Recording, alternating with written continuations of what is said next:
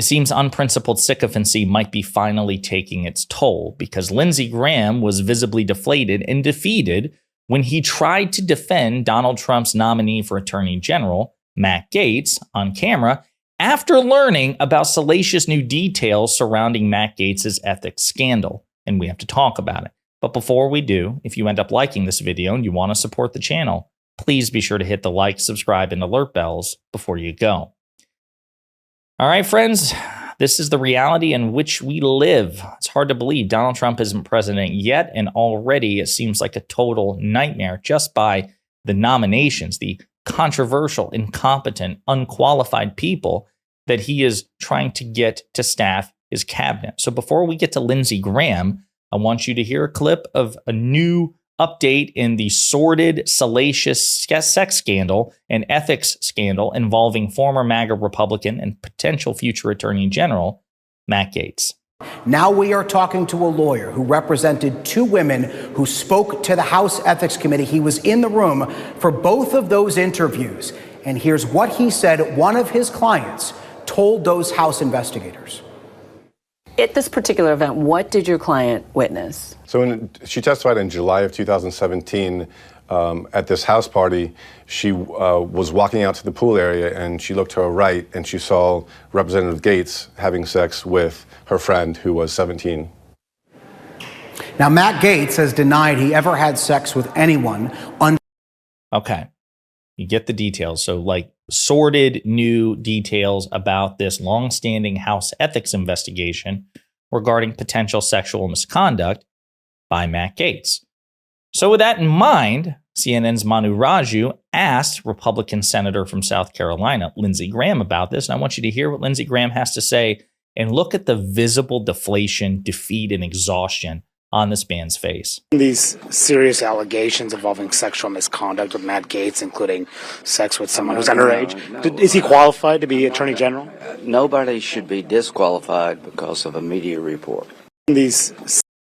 So he can't even look at Manu Raju. He just, nobody should be disqualified because of a media report. And I can believe that Lindsey Graham would say that. I mean, when Lindsey Graham heard eyewitness testimony and heard, the harrowing story of Dr. Christina Blasey Ford during the Brett Kavanaugh hearings, Lindsey Graham still enthusiastically voted for Brett Kavanaugh.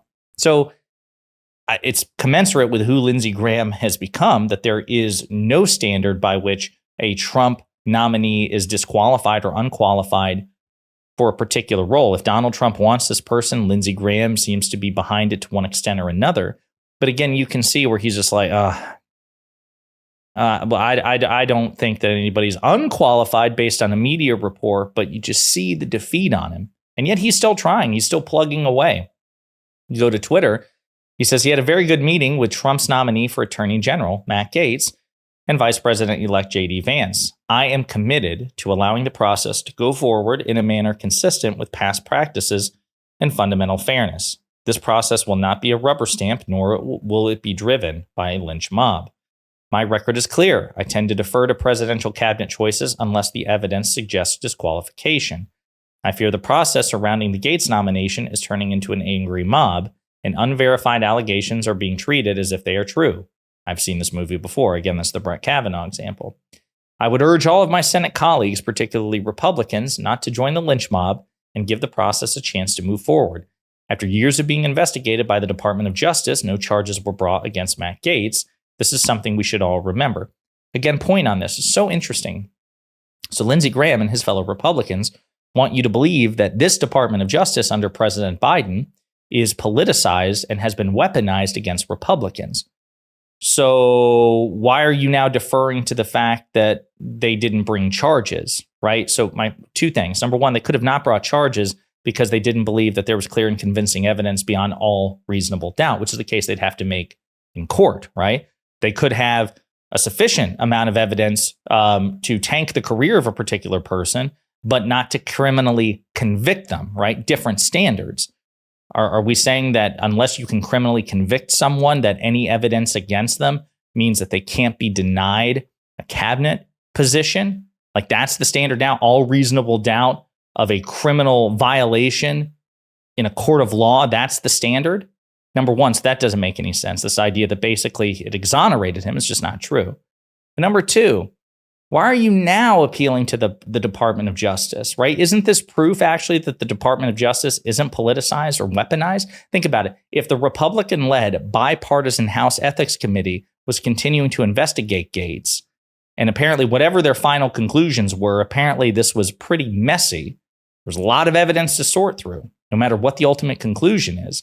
The fact that that investigation continued, that probe continued long after the DOJ said, we can't make a criminal case here.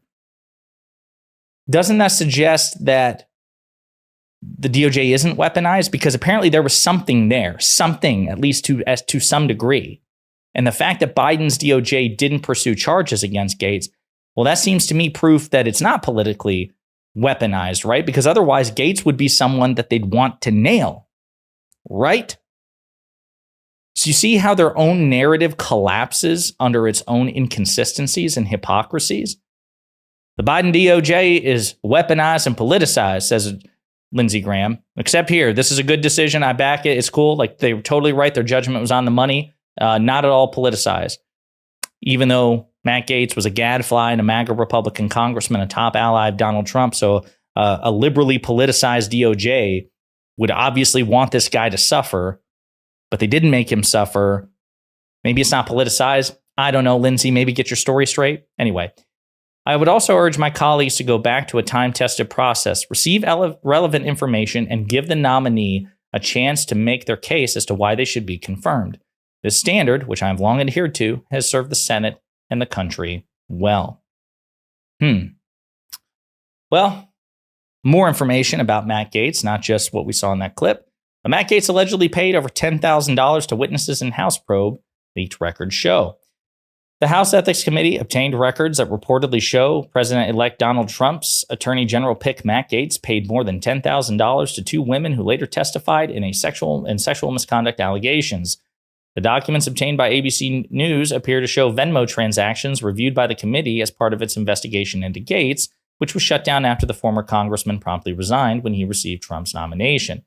The records are said to show payments made by Gaetz between July 2017 and January 2019, totaling $10,224.02, and allegedly sent to two witnesses who testified in probes by both the House and the Justice Department. Payments range from $100 to over $700 and reportedly labeled with notes such as gift, car deductible, and refreshments. Other notes show comments such as, quote, being awesome and extra for you. Notably, one payment described as travel coincided with a September 2018 trip to the Bahamas, a trip previously flagged in a Justice Department investigation into Gaetz. Another series of transactions in early 2019 allegedly covered flights for two women who joined Gaetz on a trip to New York, where he appeared on Fox News' Outnumbered. Yikes. Wow. So, like even this right here. Gaetz continues to deny the allegations. A spokesperson for Trump's transition team dismissed the allegations as baseless and part of an effort to undermine the incoming administration. We did this video previously about multiple videos previously, I suppose, about this idea that the Trump administration has some sort of widespread mandate. The Justice Department, this is what the Trump spokesman says, the Justice Department received access to roughly every financial transaction Matt Gaetz ever undertook and came to the conclusion that he committed no crime. Again, not true. Perhaps he did. Perhaps they thought he did, but they didn't think necessarily that they could make a case beyond all reasonable doubt. It's not necessarily that they thought, oh my God, of course he's innocent. Could just be that they didn't think they could make the case. These leaks are meant to undermine the mandate from the people to reform the Justice Department. Again, this idea that having Gaetz as the Attorney General is demonstrative of the mandate that the American people gave to Donald Trump when in fact they gave him no such mandate, or at least by the standard, again, that Donald Trump was given a mandate. Joe Biden was given at least twice the mandate that Trump was. So I guess Biden should have done whatever the hell he wanted. Right, MAGA? No, of course not, because apparently this logic only works for Trump. So this is where we are. And people are saying, well, maybe he'll pull the nominee. Maybe Trump, given the challenges, maybe Trump will withdraw his nominee of Matt Gaetz. And it's possible. I'm not a prophet. Donald Trump can be mercurial and capricious. He can act inconsistently.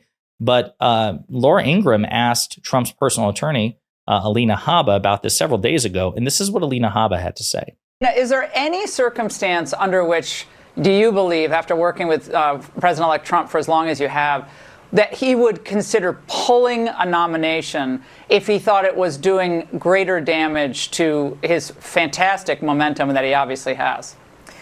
President Trump, I don't think, would nominate somebody and put them on the front running if he wasn't going to stand behind them. As somebody who's worked with him extensively, these are not people that are new to politics. These are not people with new dirt and information. He knows who these people are. He's gotten to know them closely, so have I, and they are amazing people. He's not being bamboozled in any way, and he doesn't also buckle to pressure, and we know that about President Trump. He'll fight for his people, and I think you should expect that. He's selecting people that he knows are going to do the job correctly. And frankly, we do have the Senate. And I'm sorry, but the American people voted this and they voted for change. And that's what we're going to have. And it's going to be the most epic change. He's got a lot to fix from the. Yeah, again, this idea that the American people voted for Matt Gaetz to be Attorney General. It's just not true. There's no evidence for it. But what Alina Haga has to say is she just doesn't believe that Trump would nominate Gaetz and then withdraw. And again, possible. But Trump would have to spin it so as to avoid it being registered as a defeat. You got to consider Trump's narcissism and vanity. There's also evidence that he is actually doubling down on Matt Gaetz. So Axios is reporting this. Scoop, Trump personally squeezes senators on Matt Gaetz. Trump is digging in on his embattled and controversial nominee and is sending an unmistakable message to Senate Republicans that he expects him to be confirmed. Quote, he clearly wants Matt Gaetz, end quote, said Senator Kevin Cramer, who received a call from Donald Trump. Quote, he believes Matt Gaetz is the one person who will have the fearlessness and ferociousness, really, to do what needs doing at the Department of Justice, end quote. Quote, one thing about Donald Trump people should never confuse is his support for one of his nominees as a tactical or strategic tool for somebody else. And at least to this point, he's putting his own political capital behind it. And he's a pretty persuasive guy.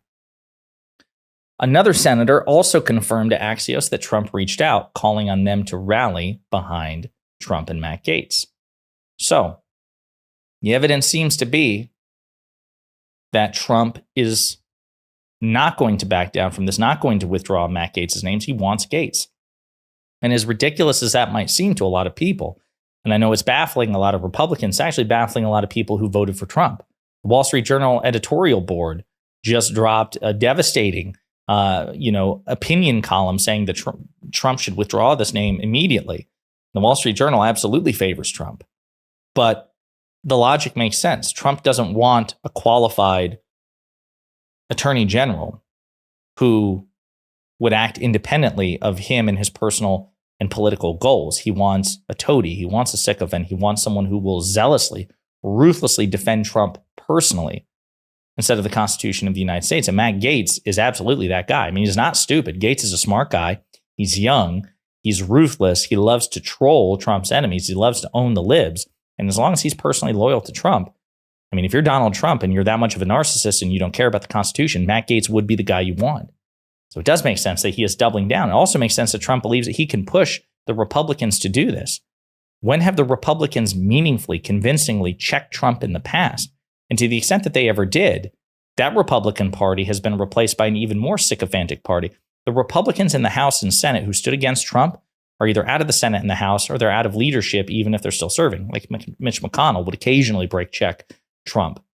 He's not going to be the Republican leader. This is where we are. So who knows what the future will hold?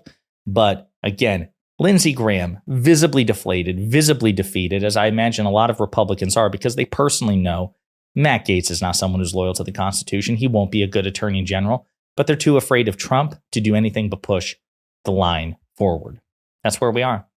In the meantime, let me know what you think in the comments.